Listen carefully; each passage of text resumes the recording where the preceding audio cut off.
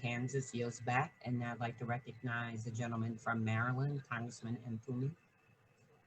Madam Chair, thank you for this opportunity. I want to thank you, Chairwoman Maloney, Ranking Member Comer, and everybody else that's participated in these last 2.5 hours on what clearly is a topic that begs for discussion and cries out for action.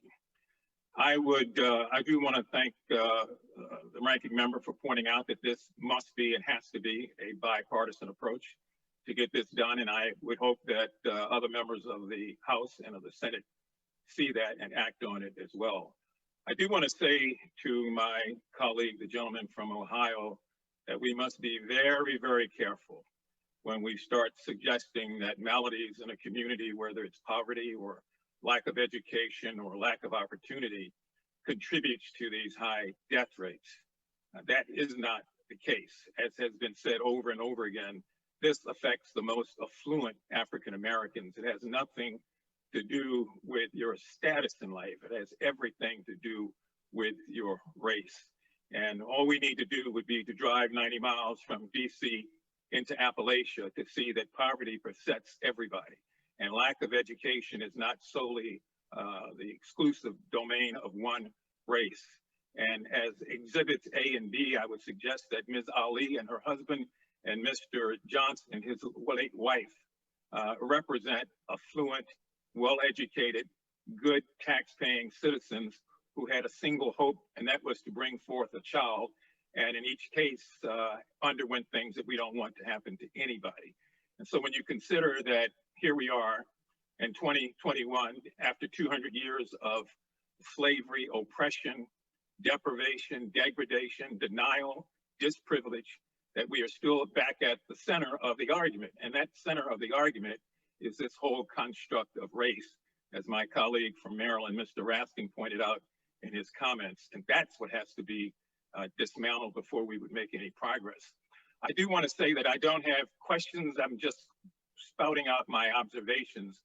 I've been around this body lots of times, both previously in the 80s and the 90s, and now again. And I know that sometimes questions don't take the place of how something hits you. And when it hits you, you have an observation that you can't run away from.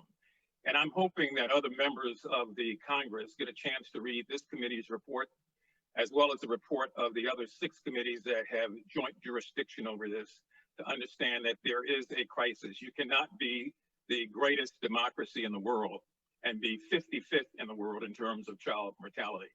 You can't have a situation where one segment of your population, in this particular instance, African Americans, tend to be 3 times more likely to face a deathly situation as it relates to birthing.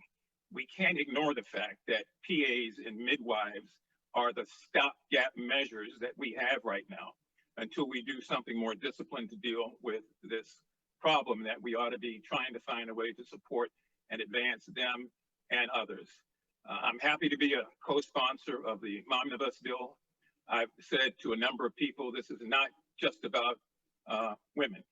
This is about men as well, which is why I appreciated the testimony earlier from Mr. Johnson, and that we as men have to find a way, regardless of whether we're black or white or anything else, to talk about this with men, even if they are not in the stage of being in a situation where their wife or partner can bear children because of their age.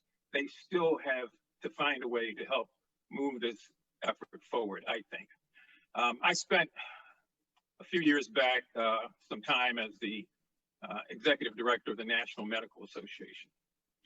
And I can tell you that Black physicians across the country have been ringing this bell for years and years and decades, with early publications going back to the 1930s about how this problem has beset the African American community and how it has done so in a way out of, again, this construct of race. So I just want to commend everyone who's spoken. I think that clearly the panel, the first panel of our colleagues, had an effect on me, as did the second panel of persons who've undergone these tragedies. I don't know where Representative Bush might be, but as soon as I see her, I'm going to tell her I can't wait to see her son and meet Zion 21 years after the fact, when he was supposed to have been dead had it not been for her advocacy. I want to thank Ms. Ali for her advocacy to make sure that her son's head was not sucked off by people who were using devices and apparatuses that only could cause problems. Mr. Johnson, I don't know what to say to you except that, man, it's a tragedy and a nightmare that I am so honored and pleased, and I thank God that I did not go through with the birth of my 6 sons. I can only imagine your heartbreak. And I just want to pledge to you today, personally and man to man, that we will find a way to get something done, to move this forward, to get it the attention that it needs of the entire House and Senate, and to finally create what Jamie talked about as a historic moment in a committee of oversight to do something that will have lasting effects and make real and lasting differences. Madam Chair, with that, I would yield back any time that I might have.